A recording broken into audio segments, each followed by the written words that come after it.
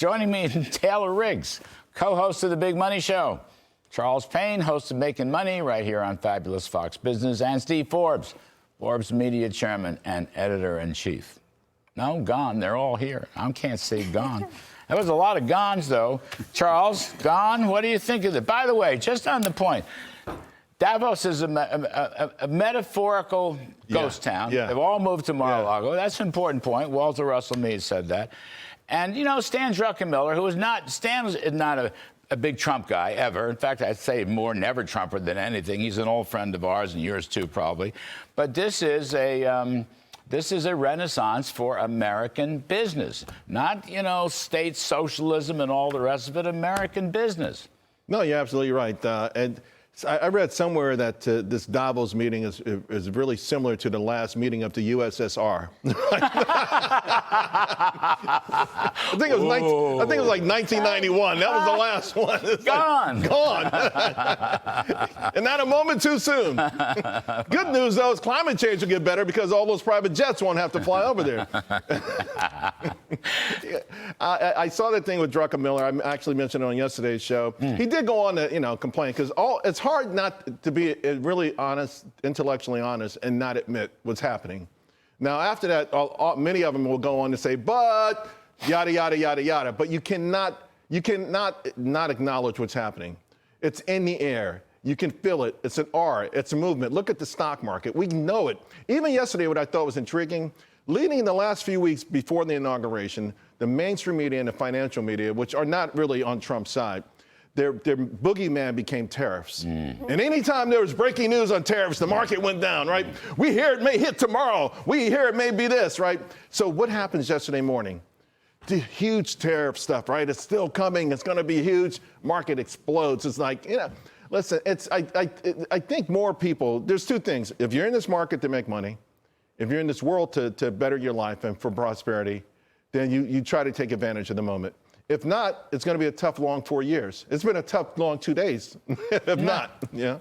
Steve Forbes, I don't think we've ever seen this kind of change so rapidly through the use of executive orders and through the use of, or the appointment of, or the nomination of people who will carry these orders out. And some of these orders include, I want to make this point, bureaucrats who are not cabinet level or even under cabinet level, but down the food chain a little bit. But those bureaucrats involved in policy who disagree with Mr. Trump have been given their pink slips. They're gone, too. And I think that is a very aggressive use. Maybe it's going to be taken to the courts, but meanwhile, they're gone. And I think that's incredible, and I think that changes the whole game. Well, I think Trump learned from the first term, he and his team, that if you don't get rid of these people, they're going to thwart you. Personnel is policy. And if you don't have the personnel, they're not going to get your policy. So they learned that, and they're going to sweep it away. I think they'll win most of the court cases. Also, they're paying very close attention to the things that nobody pays attention to. C-schedule appointments, 1,500 people, deputy assistant of this, that, and the other thing. If you don't have those people, your people on your side in there, they can thwart policy or slow things down. So they learned, and so they're going to make sure they're removing all of these natural impediments so they can get things done. The big challenge ahead, in addition to the tax bill, getting a real big, beautiful tax bill, is codifying in law what he has done by executive orders. You don't want a time coming when a Democrat comes in and does 500 orders undoing everything you've done. You have to codify it so you embed it in law, which makes it harder, and also people get used to the new order of things.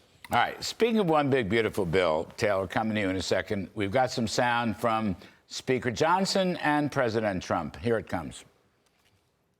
The reason the president talked about the one big, beautiful bill, and the reason we talk about it as well, is because that's the most efficient and effective way to get it done. I think we get it done by the end of April or certainly by Memorial Day. It's been in some ways made simpler by Los Angeles because they're going to need a lot of money. And generally speaking, I think you'll find that a lot of Democrats are going to be asking for help.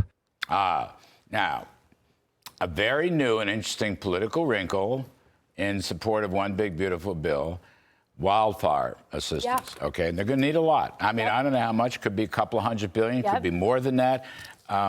And much of it is deserved. I hope they put strings on it so California changes. Can we talk about that? Let's talk about strings, and then let's talk about one big, beautiful bill. Let's do strings, because I'm from California. Why are we the only state where insurers don't want to insure? Why are we the only state where we've priced people out of the market because we've told the actuaries that the way you price risk isn't good enough, and we have to cap prices. You can't do business in this state. You can get insurance in 49 other states. So what is California doing that the insurers have had to pull out because they can't make the numbers work? I feel for the people in California, but I would love to see some strings attached. Can we give aid if we promise that we change the way that we do controlled burns? Can we give aid if we promise that we change the way that we talk about insurers and the actuaries and the price controls? I don't know if that's politically feasible, but if we don't do that, you're going to get wildfires every 5 years, because guess what? Every couple years you get massive rainfall. Every couple years you get massive overvegetation growth. And then every couple years that turns into a big tinderbox. So I'd like to see something change so we don't keep seeing these wildfires. So along with that, I think what Trump is saying, Charles, is it'll be a lot easier to get some Democrats on board with one big, beautiful bill that will have the tax extensions and the tax cuts. It will have the border. It will have the defense. It'll have some of the energy, codifying some of the new energy regulations, for to Steve's point. But the need for assistance may bring some Democratic votes they might not already have, and consequently you might have a whole big, beautiful bill, including tax cuts, by Memorial Day. Who knows? Easter? Yeah, and I agree with Taylor. And here's the thing. One of the big impediments were going to be blue state Republicans and SALT. This kind of supersedes that, particularly, for any Republicans in California. The urgency factor is immense. And yeah, they capped the premiums. You get SoCal, you only could get the $3 million. So if you had a $20 million house, you got $3 million worth of insurance. There's a major rift there. They're in trouble. They're in trouble economically, politically. There's a sense of urgency that, that does work in President Trump's favor. And I think it pushes back against, there's a little bit of, some of these Republicans. I mean, I interviewed Mike Lawler, and he was. What did Mike say? What did he say? I asked him point blank. I said, well, are you telling me you're going to hold this whole thing up? This whole agenda that the American public wants, if you don't get your way on SALT? And he tried to kick it back to our friend in Texas, who's on the other side. On the real tough, not spending at all. Yeah. Yeah. Chip Roy. Yeah. He's like, well, so it was almost like having two kids. Well, Bobby did it first, you know what I mean? Right. So I didn't let him off the hook, but he kind of moved away from it. The bottom line is, listen, you're running into this is a unique opportunity. And I think everyone understands you cannot take for granted the numbers or the momentum. You have to seize the moment. And I see now, to your point, and with the conversations going, that some Democrats are going to have to see that as well. And the moment is now. I mean, this is a strike while the iron is hot politically. Mr. Trump is enjoying a fantastic honeymoon. He's making great use of, as I say, these executive orders. Many of them will need to be codified, but he's sending out statements and messaging each time he does this. He's not letting, he's not going to wait. He's not going to let the grass grow, if you will. He's moving right away. An action president. He's not dithering around. That separates him from almost any other president I can remember, with the possible exception of Ronald Reagan. Well, that also underscores the need to be bold on the tax cuts, including capital gains, where you get revenue right back anyway. And to your point, Taylor, in California, how many people know that California takes half of its rainfall each year and flushes it into the Pacific Ocean? Only less than 10% of the rainfall in California is actually used for commercial and residential uses. And so there's a monumental waste of water. People know what happened to the fire hydrants. So those kind of things will ring in a way that they didn't do before. So you can make changes there. And as for our friends concerned about SALT, in this big, new, bold bill, throw in some rate cuts. That matters more than adding a few $1,000s to SALT. Senator Marsha Blackburn last night mentioned capital gains. You may have briefed her on that. That's the first time I've heard an official, an elected politician, talk about capital gains. Being once in politics, I'll take credit for it. You were both on the same radio show, as I recall, last Saturday, yes, but at different segments. I had to separate you both out. But she did mention cutting the capital gains tax. You know what else, Taylor? Something that Trump has said. I heard him say it 1,000,000 times in the Oval Office. I tried to communicate it to some of my erstwhile friends in the European Union. Only the U.S. legislature, a.k.a. the Congress, can tax American companies. Foreigners cannot tax American businesses. Right. Period. Full stop. Come to an end. And that is one of the executive orders he signed. All this OECD, Janet Yellen, minimum taxes, let the French tax our technology companies. Gone. Immediately. Gone. Because Trump is unapologetically America first. Right. And you know what? I had a great statistic. Meta's head of global business said that Europe has created $0 billion companies in the time that the U.S. has created $6 trillion companies. You know why? Because we like business. We believe in capitalism. We like under-regulation. We like the market, free market to fix itself. Stop being the big European guys, these big think tanks, an OECD, a WHO, a NATO, whatever. Get out of that and focus on being unapologetically America first. And if that's what it takes to sign an executive order and say, no, OECD, you don't get to do that, then that's what it takes, because that's what the American people voted for. Charles, what's your quick take on the Stargate business, the AI revolution, ponying up all this money? Love it. Yeah, why not? Whether they get to it or not. They're going to have to get to it. You know, Sun, about 3 months ago, was at an investor conference. He says, ultimately, to get to where we want to get to, it's going to cost $9 trillion. This is a step in the right direction. Sure. We have to take the lead. You know, 3 weeks ago, China came out with DeepSeek, their AI product. Yep. It was pretty good. They're It was like a lot light better. years ahead of us. It was That's a lot what's better than we scary. thought it would be. And so we think, you know, we have a data center lead and all that sort of stuff, but we cannot, this is tortoise and hare stuff. We cannot fall asleep at the switch. Suppose we give them a 15% corporate tax rate. Just saying. Down from 21. That might help. I mean, it wouldn't be the worst Of course it would, yeah. Wouldn't be the worst thing with less governmental regulations. Instant expensing, Yes. permanent. Steve Forbes, if Mr. Trump is forced to take some tough action with Mexico, because they're not going to help us on the border, not going to help us on the border, no tangible help on fentanyl, the cartels.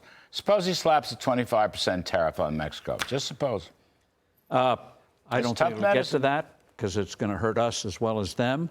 That, again, gets to why I'm so happy the speaker's saying he can get a big, fat tax bill by Memorial Day or even sooner, because we need something to juice up the economy in case something like this happens. And I think behind the scenes, I mean, I'm sure our diplomats are saying it now, the cartels are about to make Mexico a narco state. They already control much of the country. This is a way to start cutting them back. You can put the onus on us, but this is going to save your country. Should the U.S. military be used to bomb these drug factories?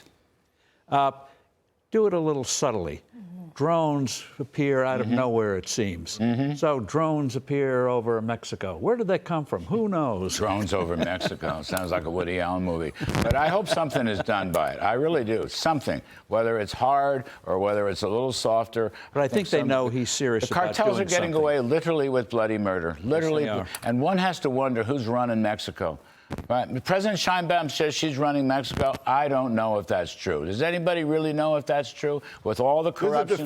They de facto split it up, split the country up. It's really a de facto. The narco state exists and coexists with the elected state. I want to get last round, Charles, stock market with all this going on. And essentially Trump is resuscitating American private sector entrepreneurial business. Okay, he's resuscitating it. Stock market, bullish? Very bullish. Very, very, very bullish. And I'm a rose-colored glasses guy anyway. Yeah. I got on 2 pair now. Well, you're talking to one. I mean, I'm buying. Listen, we had Ed Yardeni on this set. What did he say? S&P going to 10,000 by the end of the decade? Yeah. What do you think of that? It's at 6,000 now. It could be low. It's not really a big call. I mean, if you think about where we are now, where that is, that's not really too far-fetched at all. Taylor? Record on the S&P 500 today. Animal spirits are back. It certainly feels like that. And this isn't based on a few executive orders. This is Right, based on growth in the future, optimism of CEOs who are giddy with excitement because they understand interest capitalizing versus expensing, you know what I'm a saying? lower corporate tax rate. Here's what Trump's doing. He's reopening old-fashioned opportunity here in America, and he's making it accessible, I think, to every part of our population, which I love. Making it accessible, okay? Removing government barriers, removing government dictates, removing government regulations, whether they're social regs or economic regs. I got to get out. That's what I think he's really doing, end of the day. Steve Forbes, Taylor Riggs, Charles Payne, you're all fabulous. Remember, you can catch Charles on Making Money weekdays at 2 p.m. Eastern. Plus, starting Monday, get this, the Big Money Show, expanding to 2 hours. Don't miss Taylor, along with her co-hosts Brian Brenberg, Jackie DeAngelis, and Dagan McDowell, from noon to 2 p.m. right here on Fabulous Fox Business. I heard you have a really cool co-host next week. Just a cool one at 1 o'clock. Just really cool. We won't name names. I got to get up early that day. You know what I mean? It's the crack of dawn for me.